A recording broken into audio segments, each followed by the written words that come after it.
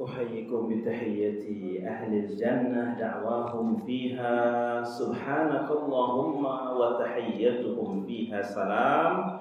السلام عليكم ورحمة الله وبركاته.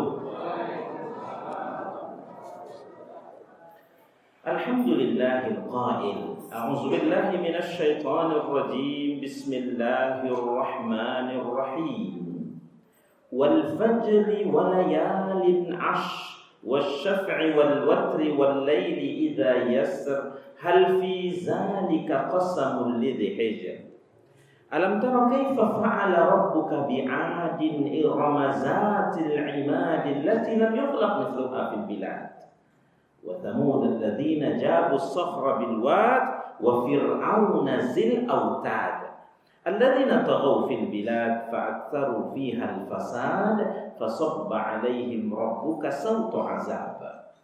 أشهد أن لا إله إلا الله وأشهد أن محمدا رسول الله أرسله الله عز وجل بشيرا ونذيرا وداعيا إلى الله وبإذنه وسراجا منيرا. Bapak-bapak, ibu-ibu, hadirin dan hadirat sekalian, sedang jemaah salat maghrib yang mudah-mudahan dimuliakan Allah.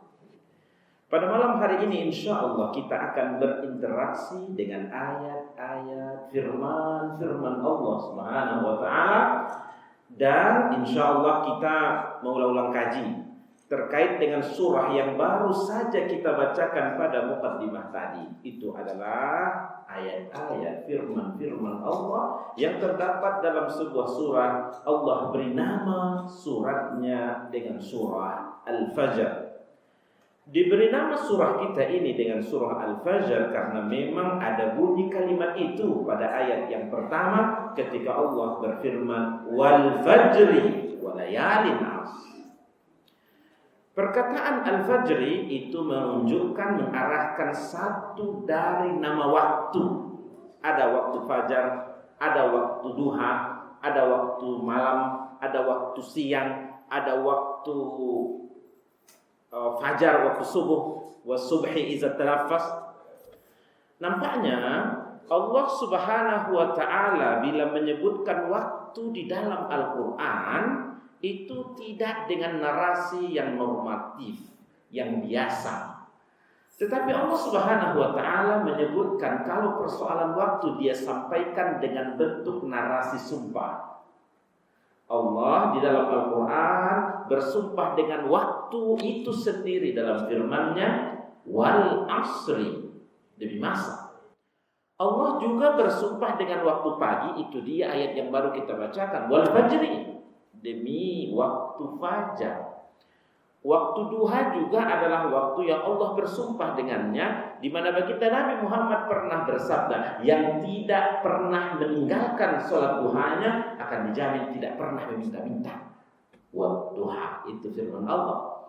Allah juga bersumpah dengan waktu siang hari, karena waktu siang hari itu penting untuk kita bisa bekerja. Bagaimana kira-kira Bapak Ibu kalau hari itu mayoritasnya malam? Bagaimana kita akan dinas bekerja? Dan itu ada di belahan negara-negara yang banyak musim dinginnya atau panjang musim dinginnya, waktu siangnya cuma sebentar. Kutub utara, kutub selatan barangkali begitu. Oleh karena itu Allah bersumpah dengan waktu siang itu dalam firman-Nya wan-nahar, demi waktu siang. Waktu malam juga penting untuk kita bisa istirahat, refresh kembali besok pagi bekerja dengan semangat. Allah bersumpah dengan waktu malam wal-laili idza yasr, demi malam hari apabila berlalu. Allah juga bersumpah dengan satu ciptaannya yang sangat berperan aktif merubah siang dan malam. Apa dia? Matahari. Terbit di pagi hari, tenggelam di sore hari, besok pagi kita menanti lagi kedatangan terbitnya. Bapak Ibu, kalau stop dia tidak muncul lagi cahayanya di pagi hari, apa yang terjadi? Kiamat. Idza syamsu kuwirat. Disebutkan dalam Al-Quran surah At-Takwir kan? Bagaimana Allah Subhanahu wa Ta'ala menggambarkan hari kiamat itu mataharinya tidak terbit lagi. Begitu. Idza syamsu kuwirat. Allah juga bersumpah di dalam Al-Quran yang itu berperan aktif merubah satu bulan ke bulan berikutnya, itu kan? Bulan 1 ke bulan 2 sampai ke bulan 12. Sekarang kita sudah di bulan pertama lagi nih, 1444 Hijriah, bulan Muharram. Ya kan? Allah bersumpah dengan bulan itu dalam firman-Nya, wal qamar, demi bulan. 5 ayat pertama dari surah Al-Fajr ini, masing-masing ayatnya Allah bersumpah dengan waktu.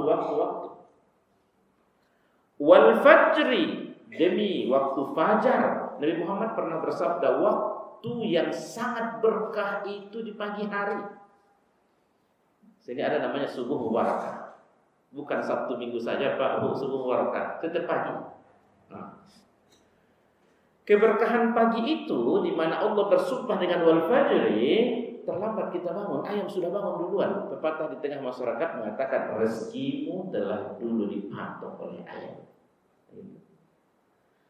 Keberkahan pagi yang Allah bersumpah dengan wal fajri itu tidak hanya dapat dinikmati, dirasakan oleh kita orang beriman, oleh manusia yang berpagi-pagi rezekinya itu, tetapi keberkahan pagi itu juga dapat dirasakan oleh hewan-hewan, tumbuh-tumbuhan, terutama burung-burung. Di pagi hari itu mereka berkicau menanti kedatangan mentari di pagi hari. Mereka berkicaunya sambil meloncat satu ranting ke ranting berikutnya. Kita memang tidak mengerti kicauan mereka Bapak Ibu, tetapi kicauan mereka itu barangkali zikir ala burung-burung itu. Nggak pernah kita berjumpa Bapak Ibu burung-burung itu karena Sabtu Minggu tidak dinas tapi kerja, lama-lama di sarangnya nanti lah keluar cari makan jam 11, jam 1. Tetap di pagi hari itu mereka bangun, di pagi hari itu mereka. Lalu bagaimana Allah memberikan insting kepada mereka dengan bangunnya mereka di pagi hari? Di sana ada pohon yang sedang berbunga, di sebelah sana ada pohon yang sedang berbuah. Radius sekian kilometer ke arah Lubuk Binturun ada padi yang sedang menguning. Dapat dipastikan rezeki burung itu aman untuk hari itu. Keberkahan pagi yang Allah bersumpah dengan al-fajr. Kan sampai hari ini belum ada kita membaca beritanya, belum ada kita membaca di surat kabar burung-burung di daerah Siteba berdemonstrasi ke rumah RT mencari karena tidak ada lagi makanan yang akan makan. Tidak pernah kita dengar. Itu sebabnya Imam Hasan Al-Basri tabi'in ia berkata begini, kalaulah orang beriman itu mereka bertawakal kepada Allah tentang rezekinya, memaksimalkan ikhtiar usahanya, mantap doanya, pendekatannya kepada Allah, maka Allah Subhanahu wa taala akan memberikan rezeki kepada mereka seperti Allah memberikan rezeki kepada burung-burung. Bagaimana kalau Allah memberikan rezeki kepada burung-burung? Di pagi hari masih kosong, masih kempes nih, paruhnya ini. Tapi nanti jam 5, jam 6 kembali lagi mereka ke sarangnya. Itu sudah penuh terisi. Itu rezeki burung-burung. Bapak Ibu hadirin dan hadirat sekalian yang dimuliakan Allah, itu wal-fajri. Itu baru sekelumit yang kita bahas tentang perkataan wal-fajri, di mana Allah bersumpah dengan waktu pagi. Berpagi-pagi itu pokoknya lebih hebat. Lalu Allah Subhanahu wa taala kembali bersumpah pada ayat yang kedua dalam surah ini. Sumpah Allah dengan 10 malam di bulan ini, bulan Muharram. Walayalin as, demi 10 malam. Yang pasti kemarin kita puasa Asyura. Ada pula ditambah dengan Tasu'a, 9 Muharram.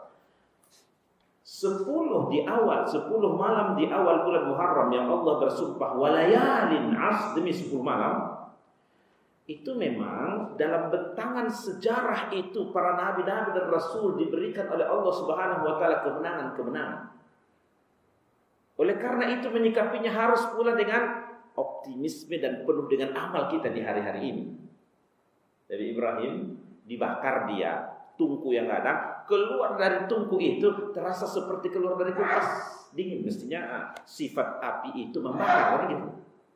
Itu terjadi Asyura 10 orang. Nabi Musa dikejar oleh musuh Fir'aun dan bala tentaranya sampai di tepian laut. laut dalam, belakang musuh. Tetapi Allah Subhanahu wa taala memberikan kepada dia mukjizat, tongkatnya dapat membelah lautan. Selamat. Itu Asyura, 10 Muharram kemarin. Tapi jalan itu tidak untuk kepada pasukannya Firaun, tidak. Hanya untuk menyelamatkan Musa dan bala tentaranya. 10 Muharram, 10 Muharram.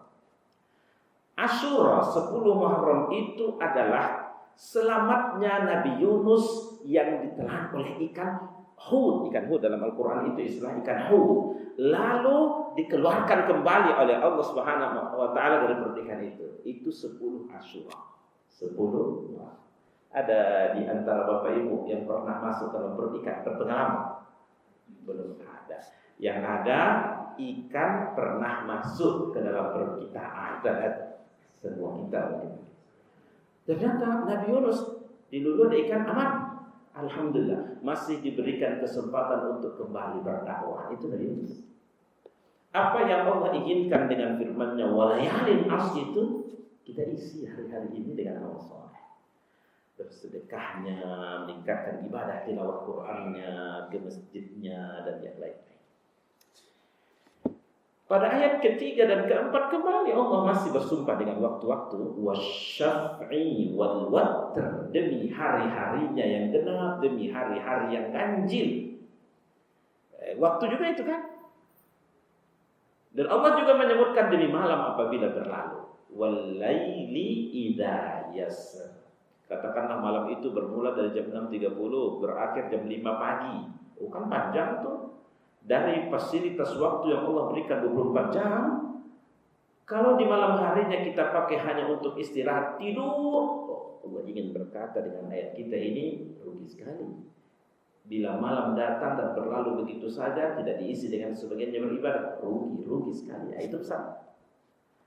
Oleh karena itu Bapak Ibu kan ada disyariatkan, ada di 1/3 malam, di 2/3 malam untuk qiyamul lail, untuk bertahajud. Dan waktu malam yang Allah Subhanahu wa taala bersumpah itu, sampai-sampai Allah mengatakan dalam Al-Qur'an, "Wa minal laili fatahajjad bihi nafilatan lak asa ayyab'atsaka rabbuka maqaman mahmuda." Di antara malam-malam itu kita sholat, orang semuanya tidur dengan nyenyak. Lalu kita bangun dengan penuh kesadaran, berdoa, mendekatkan diri kepada Allah, meluahkan hatinya kepada Allah. Yang seperti itu asa ayyab'atsaka rabbuka maqaman mahmuda, derajatnya akan diangkatkan di sisi Allah Subhanahu wa taala. Bahkan ada di kalangan ulama tafsir yang mengatakan di dunia pun sudah dinampakkan oleh Allah. Di akhirat pasti, di dunia pun sudah dinampakkan oleh Allah, ditinggikan derajatnya itu. Bapak Ibu hadirin sekalian yang dimuliakan Allah, pada ayat yang kelima dari surah Al-Fajr ini, ibaratnya mukaddimah dari surah ini ditutup dan di-closing oleh Allah dengan firman-Nya, hal fi zalika qasamul lidzi hijr. Apakah tadi Allah bersumpah dengan waktu pagi yang ada keberkahan, kata Nabi kan? Apakah tadi Allah bersumpah dengan 10 malam, tentang sejarah kemenangan-kemenangan diberikan para nabi dan rasul, demi hari-hari yang genap maupun yang ganjil, demi malam bila berlalu? Apakah itu semua tidak membuka akal fikiran kita, persepsi kita tentang waktu? Wahai Anda yang memiliki akal fikiran. Bapak Ibu, seolah-olah Allah mengatakan begini, Bapak Ibu, bila begitu Allah dalam surah ini menyebutkan waktu 5 ayatnya, pertama adalah itu berkaitan dengan waktu. Bukankah itu isyarat yang sangat mendalam? Pergunakan waktumu dengan secara baik. Waktu kita hidup di dunia ini terbatas akhir-akhir itu. Dan waktu kita hidup di dunia ini itu tidak perai, tidak gratis. Setiap detiknya, menitnya, harinya, bulannya, tahunnya itu akan dipertanggungjawabkan di sisi Allah. Ya, itu sebabnya baginda Nabi Muhammad menyebutkan hadisnya. La tazalu qadama 'abdin hatta yus'ala an arba'. Kaki-kaki anak-anak Adam nanti di padang mahsyar tidak akan bisa beranjak baik ke kiri, ke kanan, ke depan dan ke belakang kecuali mereka ditanya 4 pertanyaan. Umurmu kemana perginya? Yang 70 tahun, yang 80 tahun, yang 50 tahun, yang lebih kurang dari itu, kemana pergi? Detiknya, menitnya akan ditanya oleh Allah. Tentang ilmu, ada kajian subuh, ada kajian duha, ada kajian majlis ta'lim, ada kajian maghrib, banyak kajian. Itu ilmu sudah diamalkan dengan ilmu itu. Juga akan ditanya oleh Allah. Yang ketiga, pertanyaannya dari Allah di padang mahsyar nanti tidak akan beranjak kaki-kaki kita kemana-mana. Masa muda. Uniknya masa muda ini kan bagian dari waktu, bagian dari umur. Masa kanak-kanak, masa remaja, muda, masa tua. Kenapa khusus untuk muda ini ditanya oleh Allah? Karena terlalu banyak waktu ketika ia melewati masa mudanya penuh dengan kelalaian, sehingga spesial satu pertanyaan tentang masa muda apa yang sudah dihabiskan dengan itu.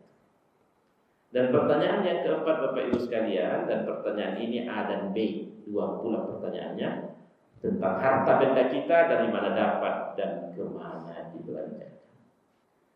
Bapak-bapak, ibu-ibu, hadirin dan hadirat sekalian yang mudah-mudahan diberkahi Allah. Itu muqaddimah surah Al-Fajr. Bapak Ibu, biasanya begitu. Kalau Allah menyebutkan sumpah di awal surah, setelah sumpah itu ada berita penting. Setelah di awal surah Allah Subhanahu wa taala menyebutkan huruf-huruf muqatta'ah seperti alif lam mim, alif lam ra, kaf, ya, ain, shad, yasin, qaf, nun. Setelah itu ada berita penting. Kira-kira dalam surah kita ini apa berita penting ini? Allah Subhanahu wa taala setelah memuqaddimahi surah tadi itu memaparkan kepada kita ada kaum-kaum dahulu yang mereka diberi waktu, fasilitas waktu oleh Allah, tetapi mereka tidak gunakan semaksimal mungkin untuk tunduk dan taat patuh kepada Allah Subhanahu wa taala. Allah karuniakan kepada mereka talenta di berbagai hal dalam kehidupan dunia yang berbentuk material, infrastruktur, tetapi tidak membuat mereka tunduk dan patuh kepada Allah. Akhirnya dibinasakan oleh Allah Subhanahu wa taala. Siapakah umat itu? Inilah yang dipaparkan Allah pada ayat-ayat seterusnya. Pada ayat yang ke-6 Allah berfirman, "Alam tara kaifa fa'ala rabbuka bi'ad?" Adakah tidak kalian perhatikan bagaimana Allah Subhanahu wa taala memperlakukan kaum Ad? Bahasa kitanya mungkin barangkali Allah yang berkata pada kita ini, Bapak Ibu, tahu tidak Bapak Ibu akhir cerita endingnya bagaimana kaum Ad? Siapa itu kaum Ad? Kaum Ad ini yang dulu mereka terlahir sekitar 4.000-5.000 tahun sebelum Masehi. Berdomisili di daerah Hijaz. Hijaz itu dalam peta dunia sekarang Saudi Arabia. Terah keturunan kaum Ad ini dari kakek nenek moyangnya Kan'an, yang dulu kakek nenek moyang mereka diselamatkan Allah dalam banjir besar di zaman Nabi Nuh. Nabi yang Allah utus kepada kaum ini bernama Nabi Hud alaihissalam. Nabi Hud. Bapak Ibu, kaum Ad ini diberi talenta oleh Allah, kemampuan mereka membuat bangunan yang tinggi-tinggi. Lahir hidup adalah di zaman 4.000-5.000 tahun sebelum Masehi, tetapi pencapaian mereka soal infrastruktur tidak ada tandingannya. Artinya kemampuan mereka itu melewati zamannya. Kira-kira begitu. Siapa yang mendapat menginformasikan? Allah sendiri. Kata Allah pada ayat seterusnya begini, ibu kota negeri ini bernama Iram, itu telah memiliki bangunan yang tinggi-tinggi. Iramazatil imad. Itu asal. Ibu kotanya negeri Iram itu sudah punya bangunan di mana-mana yang tinggi-tinggi pecah-pecah. Saking hebatnya pencapaian mereka, tidak ada tandingannya di negeri manapun. Pada ayat seterusnya Allah menjelaskan, allati lam yukhlaq misluha fil bilad. Belum pernah ada di negeri manapun seumpamanya selama. Itu kaum Ad, umat Nabi Hud alaihissalam. Sampai yang kedua Allah menyebutkan kaum Samud. Wa Thamudal ladzina jabus sakhra bil wad. Ayat seterusnya Allah ingin berkata begini, sebenarnya ada kalimat yang disimpan mengikut pada kalimat di atas. Alam taro kaifa fa'ala rabbuka bisamud? Adakah tidak kalian perhatikan bagaimana akhir cerita yang Allah berlakukan kepada kaum Samud? Wa Thamudal ladzina jabus sakhra bil wad. Dan kaum Samud itu adalah mereka punya talenta membuat batu-batu karang diukir sedemikian rupa menjadi ukiran-ukiran dengan bangunan yang megah. Siapa itu kaum Samud? Kaum Tsamud ini juga keturunan-keturunan dari terah Kan'an juga tidak berjauhan dari kaum Ad tadi. Mereka juga punya keturunan yang sama ke Kan'an, yang kakek nenek moyang mereka diselamatkan Allah dalam banjir besar pada zaman Nabi Nuh. Nabi yang Allah utus kepada kaum Tsamud ini itu adalah bernama Nabi Saleh alaihissalam. Nabi Saleh. Bapak-bapak, ibu, hadirin dan hadirat sekalian yang mudah-mudahan dimuliakan Allah. Satu lagi sampel yang disampaikan itu adalah Fir'aun. Wa Fir'auna zil autad. Dan Fir'aun itu dia sudah punya bangunan yang tinggi-tinggi. Karena kampungnya Fir'aun ini saya pernah 4 tahun di sana, sampai sekarang masih dilihat piramid yang seperti demikian, segi 5, dan itu bukan kecil, banyak sekali ruangan-ruangan di dalamnya, dan itu bukan hanya satu, ratusan piramid itu, dan itu terjadi 4.000-5.000 tahun juga sebelum Masehi. Bapak Ibu yang dimuliakan Allah, tadi kan dipertanyakan oleh Allah, perhatikan apa yang Allah berikan kepada mereka akhir cerita. Karena kaum-kaum ini adalah kaum-kaum yang tidak tunduk dan taat kepada Allah. Mereka tidak mengindahkan apa yang diarahkan oleh para nabi dan rasul yang diutus kepada mereka. Bapak-bapak, ibu-ibu, sampel 2 kaum itu nama kaum, tidak menunjuk orang-orang, tidak menunjuk person-person. Kaum A, kaum Tsamud. Artinya inisial kaum. Tapi kalau kelompok yang ketiga itu adalah personal. Fir'aun itu bukan nama asli Bapak Ibu, bukan. Fir'aun itu adalah nama panggilan untuk pemimpin tertinggi pada zaman Mesir kuno. Ya, seperti di negeri kita pernah panggil presiden.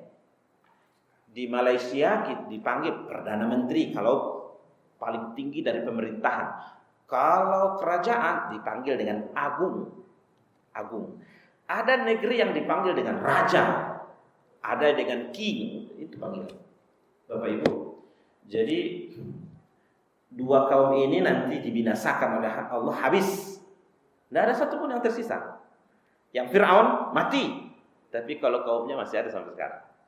Dan kaum dari Fir'aun itu bernama Bani Israel. Bani Israel. Kita jelaskan dulu bagaimana ending cerita dari kaum-kaum ini, dan nanti analisa dan apa yang bisa kita ambil ibrahnya kita sampaikan pada ujung kisah.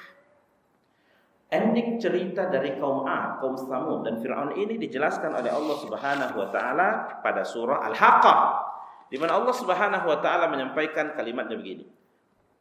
Fa amma Tsamudu fa uhliku bit-taghiyah.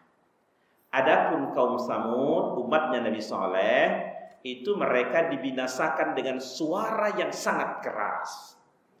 Tidak dengan detail dijelaskan oleh para ulama apakah datang petir yang menyambar sehingga semuanya mati, tidak dijelaskan.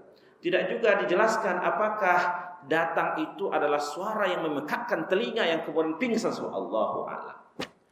Tapi suara yang keras mengakibatkan semuanya game over kaum ini. Tapi ada pendapat yang kedua, fa amma Tsamudu fa uhliku bit-taghiyah. Itu maknanya kaum Tsamud itu mereka dihancurkan dibinasakan Allah itu karena kelakuan mereka yang melampaui batas. Bagaimana melampaui batasnya? Kaum Tsamud ini punya talenta mengukir batu-batu karang sehingga itu ukiran menjadi bangunan yang megah di mana-mana. Suatu hari mereka datang kepada nabinya Nabi Saleh. Nabi Saleh, kalau memang ente dari pihak utusan Tuhan, Rasul, tolong buatkan kepada kami batu karang ini. Dibawa itu batu karang ke hadapannya, buatkan kepada kami ukiran yang mewah dari batu karang ini. Tujuan utusan yang datang ini, tujuan kaum Tsamud yang datang ini untuk menghinakan Rasul utusan itu.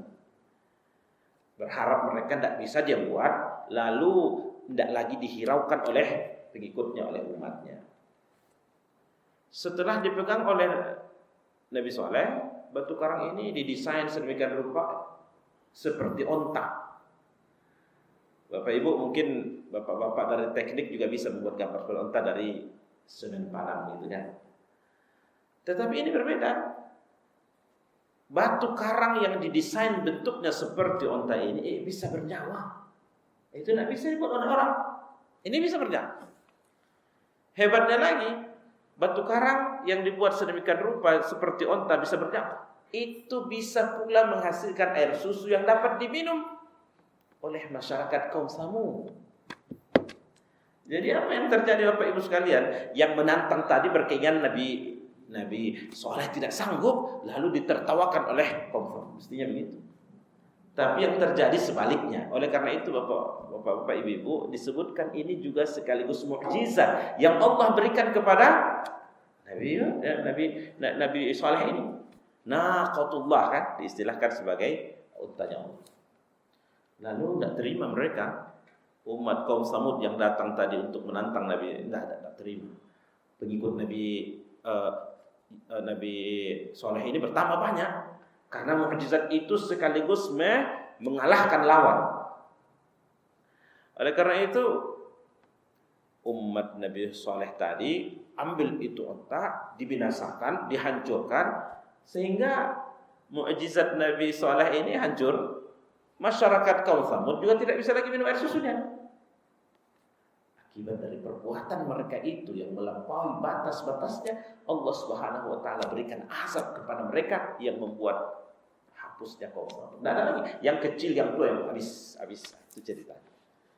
Begitu akhir cerita dari kaum Tsamud yang digambarkan oleh Allah pada surah Al-Haqqah, yaitu ayat yang kelima. Bagaimana pula dengan akhir cerita kaum 'Ad, umatnya Nabi Hud, pada ayat ke-6 dari surah Al-Haqqah.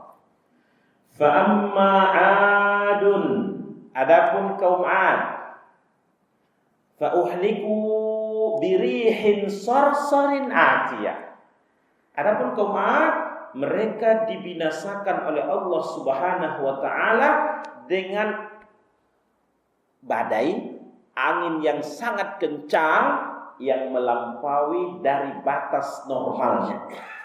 Bapak Ibu, tidak disebutkan jenis dari badai ini apakah topan, badai ataupun, tapi disebutkan ini adalah birihin sorsorin, angin.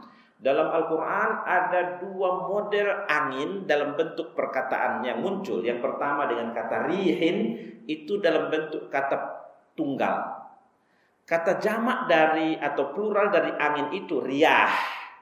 Bila Bapak Ibu berjumpa di dalam Quran perkataan yang menunjukkan angin itu riyah, kata jamak atau plural, itulah angin yang memberi kebaikan, sepoi-sepoi yang membuat kenyamanan. Itulah angin yang berfungsi untuk terjadinya penyerbukan dari bunga-bunga menjadi putih. Itu riyah. Tapi kalau muncul di dalam Al-Quran perkataan angin dalam bentuk tunggal, rihin atau rihun, maka ini artinya adalah angin yang membawa kemudaratan, kebinasaan. Dan dalam teks ayat kita ini memang angin yang datang dalam bentuk tunggal. Dan angin itu ternyata Bapak Ibu sekalian, apalagi angin dalam bentuk tunggal itu yang menjadi malapetaka, apabila ia datang dengan sangat kencang menghasilkan suara. Sehingga dalam ayat kita ini diistilahkan birihin sorsorin atiyah. Perkataan sorsorin itu ada yang berkata berasal dari kata sir. Sehingga dalam bahasa Indonesia angin berdesir. Sir. Bapak Ibu yang dimuliakan Allah, bagaimanakah model angin puting beliung atau angin badai yang datang kepada kaum 'Ad, umatnya Nabi Saleh, Nabi Hud ini? Pada ayat seterusnya dijelaskan oleh Allah. Sakharaha 'alaihim sab'a layalin wa thamaniyata ayyamin husuma.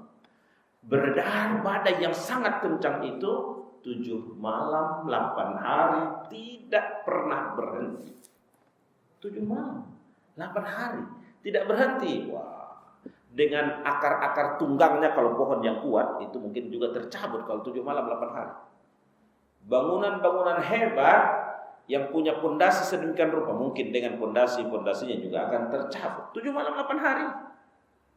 Bapak Ibu, dulu Kota Padang dilanda gempa. Gempanya itu hanya sekian detik, tapi berulang-ulang sekian kali kan? Hanya sekian detik. Oh, kerugian kita sudah mencapai luar biasa. Kalau 7 malam 8 hari tidak pernah berhenti gempanya, mungkin tidak ada yang tersisa. Kejadian dahsyat di zaman Nabi Hud itu, kaum 'Ad mengalami angin yang sangat kencang. Sakharaha 'alaihim sab'a layalin wa thamaniyata ayyamin husuma. Al-Quran itu menjelaskan dengan sangat detail bencana yang datang kepada kaum Ad itu, angin yang beredar 7 malam 8 hari tidak pernah stop berhenti. Apa akibatnya? Fatarul qauma fiha sar'a. Lanjutan ayat itu, maka Anda melihat kaum-kaum Ad itu bergelimpangan di mana-mana mayatnya, dan mayat-mayat yang bergelimpangan itu tidak lagi dikenal mana yang matanya, mana yang kepalanya. Ka'annahum a'jazu nakhlin khawiyah. Allah melukiskan pemandangan apa yang terjadi dengan mayat-mayat kaum Ad itu bagaikan batang-batang korma yang telah lapuk, yang tidak dikenali mana pangkal, mana ujungnya. Bapak Ibu yang dimuliakan Allah Subhanahu wa taala, mudah bagi Allah Subhanahu wa taala untuk membinasakan suatu kaum, sebagaimana mudah bagi Allah untuk menetapkan generasi berikutnya selain kita. Seperti apa yang Allah Subhanahu wa taala berikan kepada kaum Ad, kaum Samud, umatnya Nabi Hud, umatnya Nabi Saleh. Bahkan Allah Subhanahu wa taala mengclosing tentang ending dua kaum ini dengan berkata begini, "Fahal tara lahum min baqiyah?" Apakah kamu melihat ada yang tersisa dari dua kaum itu? Dalam pandangan ulama tafsir, komen mereka begini, ayat itu ingin menjelaskan kepada kita, Bapak Ibu, kalau hadir di zaman itu dan melihat kejadiannya dan selamat pula dari bencana yang terjadi, kamu pasti akan melihat tidak ada lagi yang tersisa dari kaum Ad dan kaum Samud. Bapak Ibu, kan tidak ada yang kita pernah mendengar, oh di pulau itu keturunan-keturunan Kan'an, keturunan-keturunan kaum Ad itu, oh di pulau itu keturunan-keturunan kaum Samud, tidak pernah. Habis tutup buku, game over. Bapak-bapak, ibu-ibu, hadirin dan hadirat yang dimuliakan Allah Subhanahu wa taala. Bagaimana pula cerita tentang Fir'aun? Kaum Ad, kaum Samud sudah dijelaskan bagaimana ending dari cerita kisah bagaimana Allah membinasakan mereka yang membangkang tidak mengikuti arahan Nabi dan Rasul. Adapun terkait dengan Fir'aun, laknatullah alaih, Allah Subhanahu wa taala memadukan kembali lautan yang telah terbelah sebelumnya karena dilewati oleh pasukan Musa dan bala tentaranya. Tetapi itu jalan tidak diizinkan Allah kepada Fir'aun dan bala tentaranya, yang mengakibatkan tenggelam. Sebelumnya Fir'aun telah mendeklarasikan dirinya sebagai Tuhan yang Maha Tinggi. Inni Rabbukumul A'la. Tetapi yang mendeklarasikan dirinya yang paling tinggi itu untuk menyelamatkan nyawanya secara sendiri saja di tengah lautan itu tidak sanggup. Bahkan yang lebih luar biasanya Bapak Ibu, itu lautnya sendiri tidak menerima jasad Fir'aun untuk tenggelam dan berada di bawah laut itu. Bagaimana akhirnya? Itu laut dengan gelombangnya mengeluarkan Fir'aun sehingga ia terdampar ke tepian. Bapak Ibu yang dimuliakan Allah, masyarakat Mesir tentu kenal dia pimpinannya. Ketika terdampar di tepi laut, oh raja kita, Fir'aun, gitu kan. Mesir di zaman itu memiliki kemampuan untuk memumikan, membangsamkan raja-raja mereka, dan itu tradisinya. Dia diangkut itu dan dikenang oleh mereka. Allah menggambarkan kisah ini, nahnu nunajjika bi badanika litakunu ayatan min khalfik.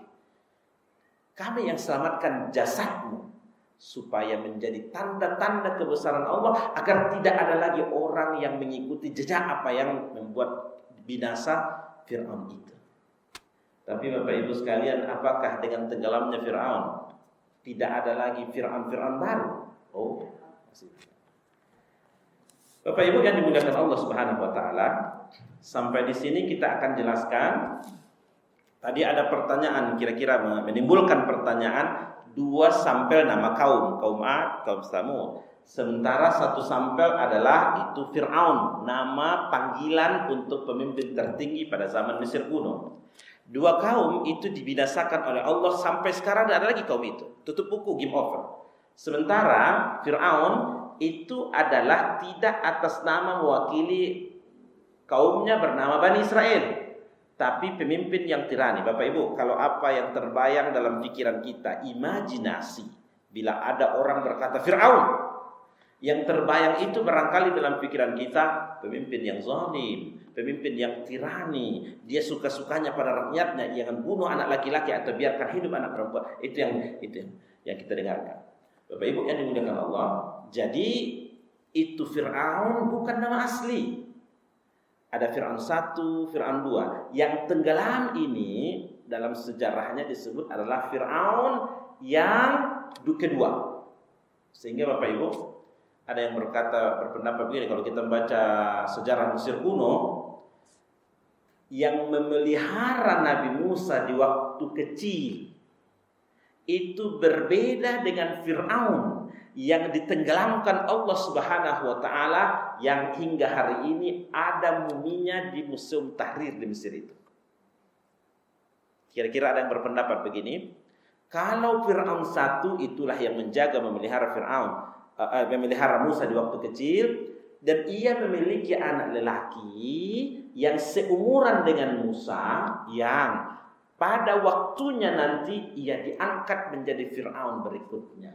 Dan itu dapat kita baca dalam sejarah Mesir kuno, bahwa itulah yang disebut dengan Ramses II atau Fir'aun yang kedua. Bapak-bapak, ibu-ibu yang dimuliakan Allah, di antara hikmahnya, Bani Israel masih ada sampai sekarang, itu dia Yahudi. Israel itu adalah simbol dari Bani Israel. Sementara kaum Ad dan kaum Tsamud dibinasakan oleh Allah. Kenapa masih ada? Bapak-bapak, ibu-ibu yang dimuliakan Allah Subhanahu wa taala, di kalangan ulama tafsir berpendapat, apa yang disimbolkan oleh Fir'aun itu adalah dari simbol negatif. Sementara apa yang disimbolkan oleh Musa itu adalah positif. Al-haq, al-batil. Jadi kutub al-haq dan kutub al-batil ini masih saja akan berterusan sampai hari kiamat. Tidak ada game overnya terkait dengan pertempuran antara hak dan batil. Dan itu disimbolkan dengan Fir'aun, Musa.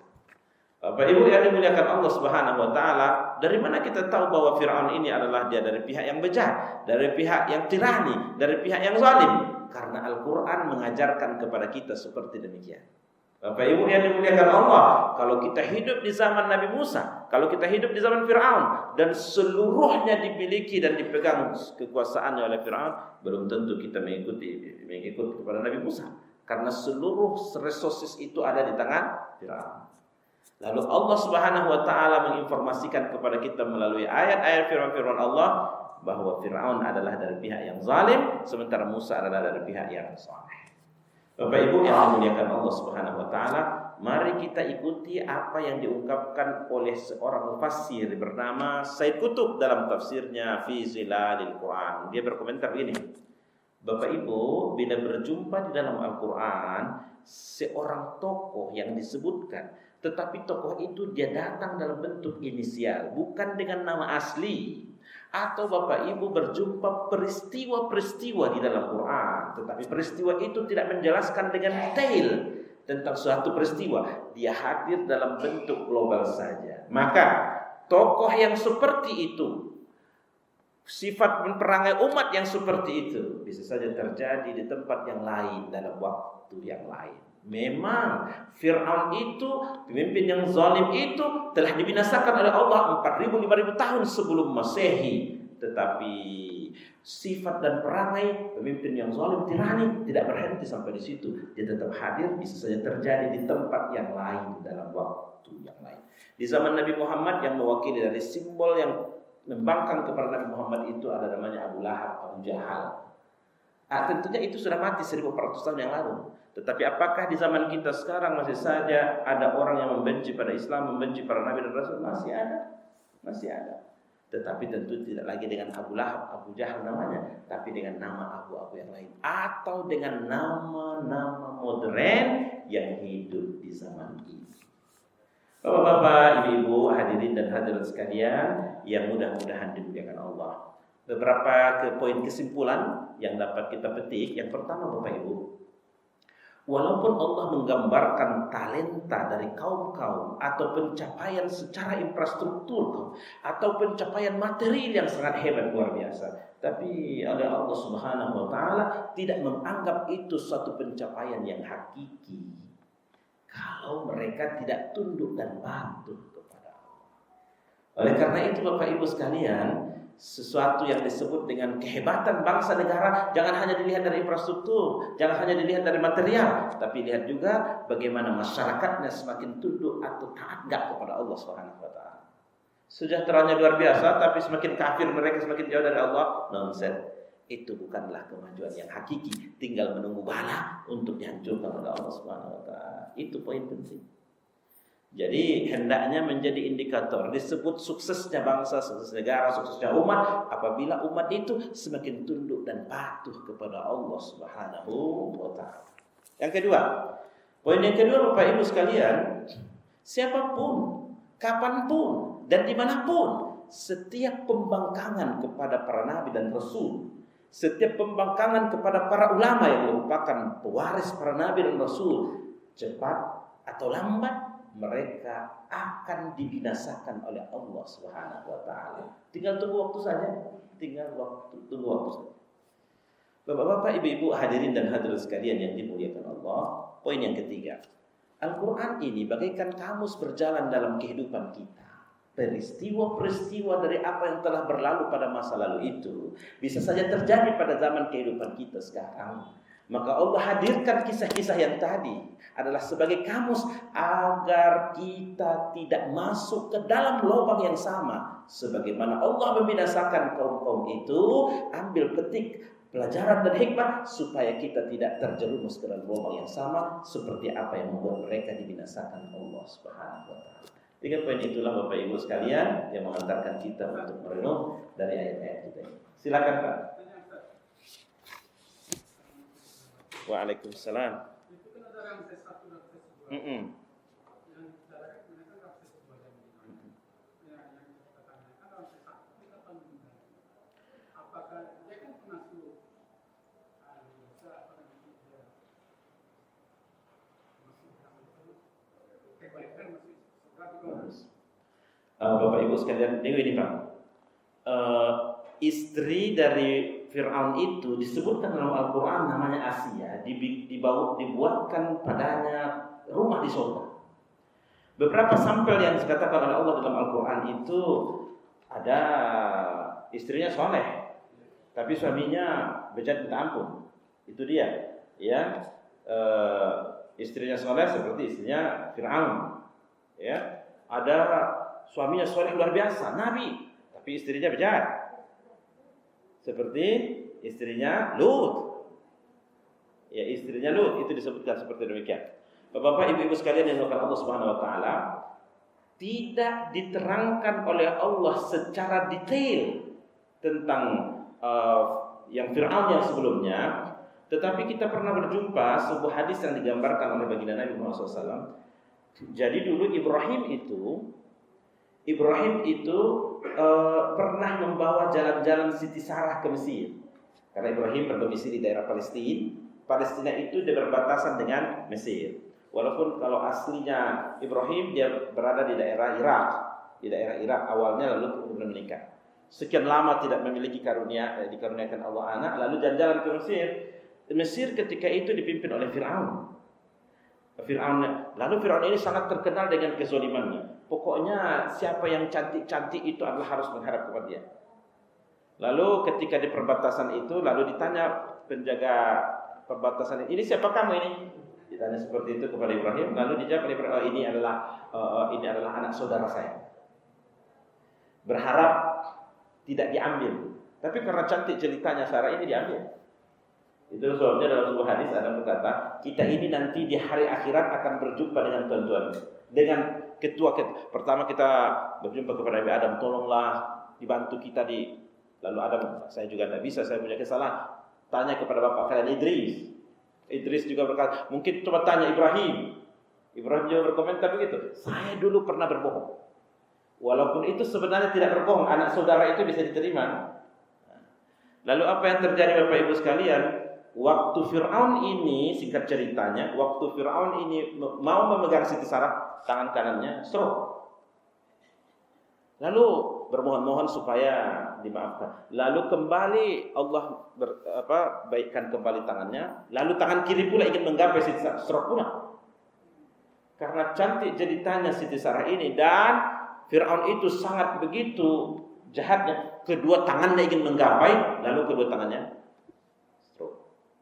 Yang setelah itu minta-minta taubat, minta-minta izin, lalu setelah didoakan oleh Siti Sarah kembali normal dan dipersilahkanlah Ibrahim dengan Siti Sarah. Di situ ceritanya bahwa Hajar itu satu di antara pemberian dari Fir'aun ini. Ambil sekalian, kamu silakan berjalan-jalan di Mesir ini, kamu dengan suamimu Ibrahim, dan ini ambil juga untukmu, karena dia juga dari bangsa jin. Dibilang bangsa jin karena setiap kali mau menyentuh Hajar, ia sakit. Ia sakit. Sehingga ceritanya kan begitu ya. Tidak lama setelah itu Ibrahim menikahi Siti Hajar, lalu mendapatkan putra Ismail. Dan Hajar dan Ismail ini tidak lama diantarkan ke sebuah lembah yang berada di Mekah itu ya. Tidak lama pula setelah itu ternyata Siti Sarah yang sudah diklaim sebagai orang mandul diinformasikan bahwa akan melahirkan. Itulah Ishak. Bapak Ibu yang dimuliakan Allah, tidak detail penjelasan tentang Fir'aun yang pertama ini. Tapi Bapak Ibu, kalau ada raja Mesir itu bernama Fir'aun, itu adalah lambang atau simbol yang tiran, yang zalim. Karena Mesir itu kalau kita baca sejarahnya pernah dipimpin oleh pendatang. Maka tidak dipanggil pemimpinnya dengan Fir'aun. Dipanggil dengan apa? Al-Aziz. Itu yang ada di zaman Nabi Yusuf. Bapak Ibu yang dimuliakan Allah, kalau orang berkata tentang Al-Aziz, oh itu pemimpin yang baik, itu pemimpin yang adil. Tapi kalau orang berkata Fir'aun, terbayang sekali adalah itu orang pemimpin yang zalim, yang tirani.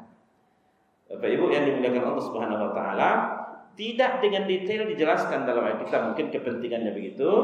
Cuma Pak, ada nanti yang dijelaskan dalam kitab-kitab yang lain, Taurat atau Injil, tetapi itu kebenarannya tidaklah dapat dipegang seutuhnya. Itu sebabnya itulah kisah-kisah yang disebut dalam kajian ilmu Quran, cerita-cerita Israiliyat.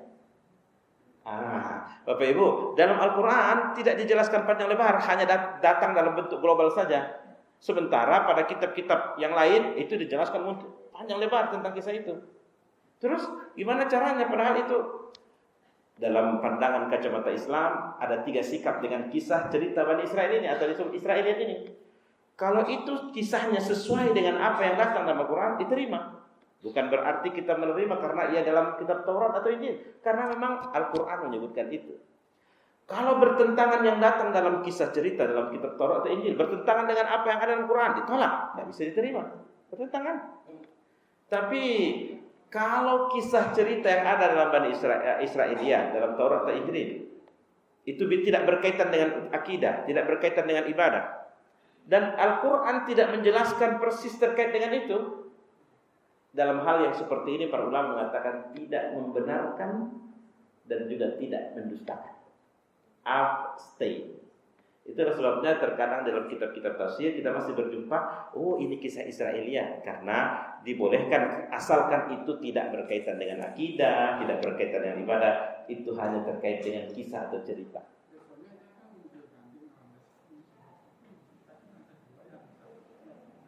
Ya, kalau Al-Quran kan Pak tidak diterangkan detail seperti itu, tapi itu bisa kita jumpai mungkin di dalam sejarah-sejarah tentang Mesir kuno atau ya, kalau kita baca sejarah Mesir kuno panjang tuh Pak, panjang sekali kisahnya, ceritanya terkait dengan